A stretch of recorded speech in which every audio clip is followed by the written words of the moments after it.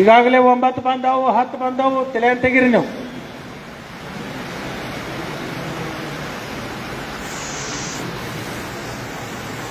ರಮೇಶ್ ಅಣ್ಣ ಅಟ್ಟ ಹೇಳಕತ್ತಿದ್ದೆ, ಈಗ ಆಟ ಭಾಳ ಚಂದ ಆಡ್ತಾರಂತ.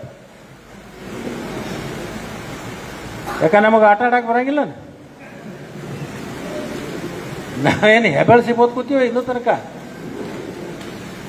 ಅಲ್ಲಿ ಯಾರ್ಯಾರು ಯಾವ್ಯಾವ ರೂಪದಲ್ಲಿ ಹೆಂಗದಾರು ಅದೆಲ್ಲ ಆಂತರಿಕವಾಗಿ ನಮಗೆ ಗೊತ್ತದ.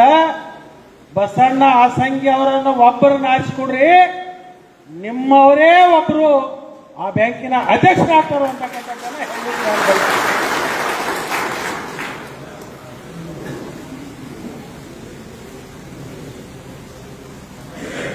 ನಾನು ಇವತ್ತು ಬಂದಿರೋದು, ನಾವೆಲ್ಲರೂ ಹಿರಿಯರು ಸೇರಿಕೊಂಡು ನಾನು ಬಂದಿರೋದು ಇವತ್ತಿನ 19ನೇ ತಾರೀಕಿನ ತನಕ ಯಾರ್ಯಾರು ಮತದಾರಿದ್ದಾರೆ ಪ್ರತ್ಯಕ್ಷ ಹೋಗ್ಬೇಕು.